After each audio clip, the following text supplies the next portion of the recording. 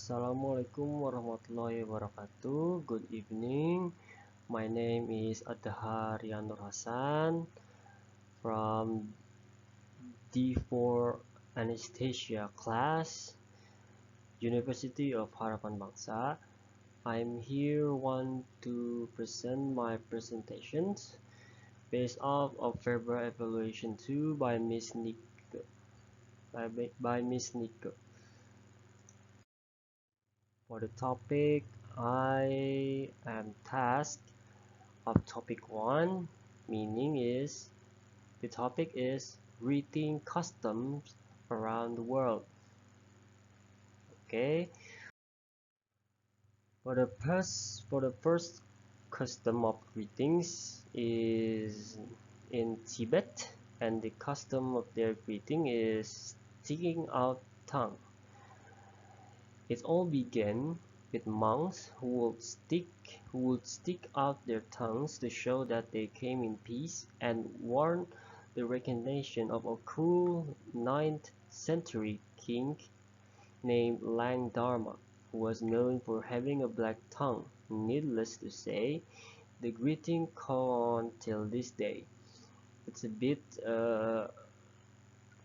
unique for Tibet country, even for its greetings customs, like sticking out tongue. It's very unique. For the next country is Qatar, Yemen, Oman, and United Arab Emirates. Their custom of greeting is bumping noses. This custom is linked with pride and dignity. As people who worship God, we tend to bow and prostrate by touching our forehead and nose to the ground as a sign of respect. It also translates into greeting others, especially amongst Emiratis and people from the region itself. Next country is French, Italy, Spain, Portugal, Latin America, Ukraine, and Quebec, and Canada. Their custom of greeting is air kiss on the cheek. In Argentina, Chile, Peru, Mexico, Sao Paulo, or we known as Brazil, and Colombia, one air kiss is standard, whereas in Spain, Portugal, Paraguay, Italy, and cities like Paris and Zurich, it's two.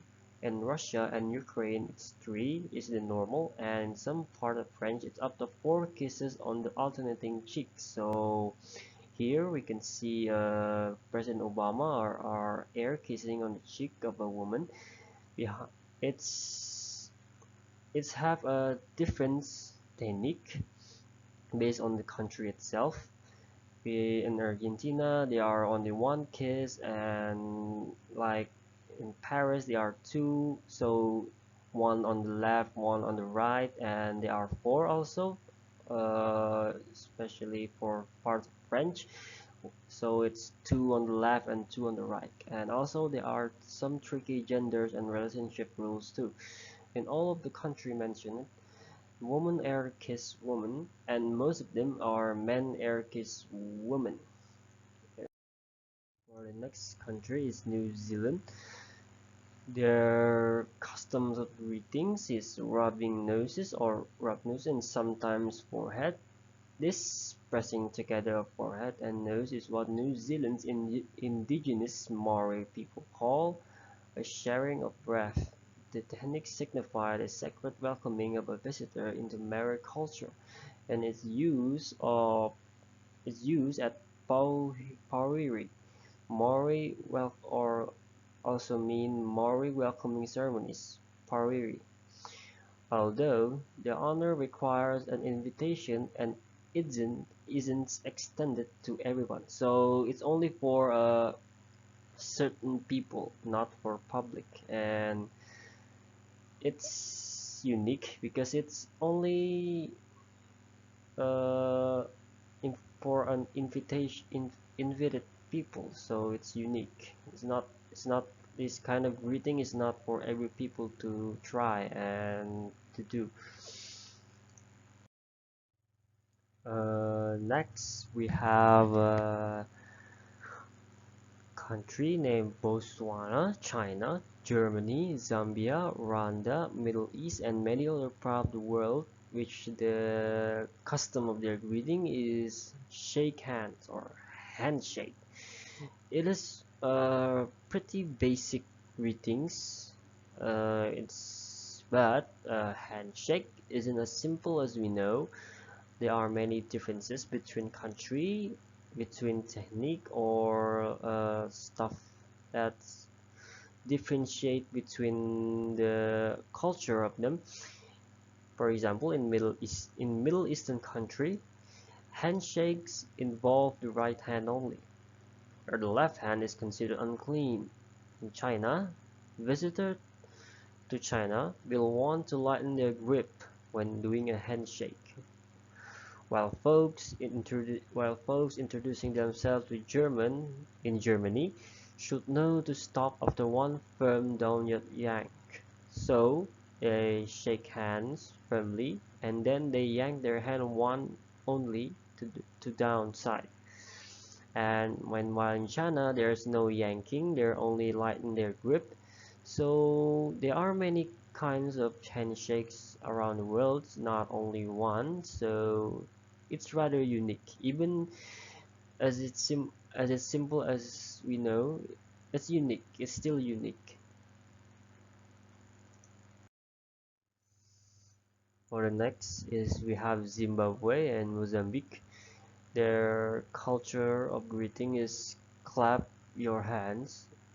In Zimbabwe, the clapping of hands comes after folks shake in a call and answer style. The person, the first person clap once and the second person twice. In response, there are two styles of clap. Men clap with fingers and palm aligned, and women with their hands on the angle. In northern Mozambique, people also clap, but three times before they say "moni" or "hello" in their language. So, in Zimbabwe, the greetings for men are like this, and for the women's are like this. So it's different, two different styles. And in the Mozambique, they clap three times and say "moni" or "hello" in their language. For the next country, we have Malaysia. Their customs of greeting is putting your hands on your heart.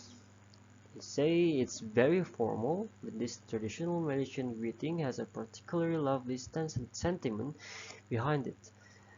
Take the opposite of person's hands lightly in yours, then release the other person's hands and bring your own hands to your chest. And nod slightly to symbolize goodwill and an open heart.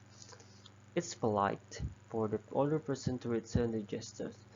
Note that men should wait for a local woman to extend a hand, and if they don't, a man should put a hand on his chest and give a slight nod.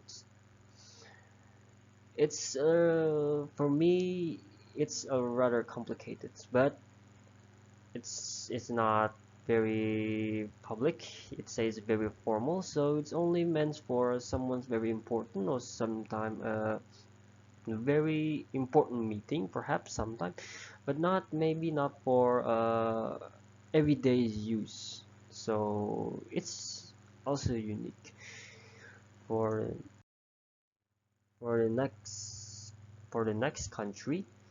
We have Cambodia, we have India, Nepal, Laos, Thailand, and Japan. Their greeting culture is, of course, Japan, bow.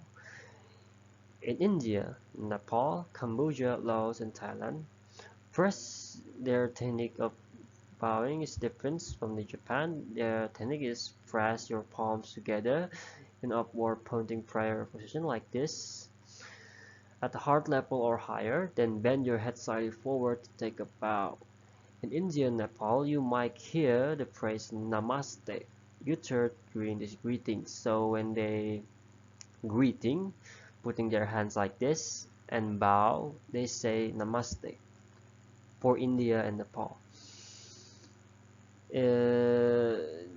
Namaste greeting in the Sanskrit term translates to bend or bow to you, and it's considered a sign of respect and gratitude. In Thailand, taking a bow is referred to as the way, as the why, and the higher you place in your hands, the more respect you're showing. Meanwhile, in Japan, on the other hand, a deeper bow indicates a higher level of respect. 19 degrees is a maximum angle angle for greetings in Japan. And a prayer hand is not used like the other country. In Japan, men are bow with their hands on their sides of the thigh, and women with their hands on their thigh. So for the women in Japan, they bow with their hands on their upper thigh, while the men is on the side like this picture. So different country, different technique, even if it's the same. So bowing is not as complicated as the other technique. And I think that's all of my presentation. For the conclusion is every country has its own style or technique or a unique way in terms of greetings. When we come to another country, we have to learn everything about their culture, or we have a very or if we don't learn their culture, if we visit their country, we're gonna have a culture shock, and we don't want that. And because of that, greetings is one of a very important part in someone else's country. So we have learned greeting in every way we can if we come to a time to visit a country that's not ours. I think that's all my conclusion. Thank you for watching. See you soon.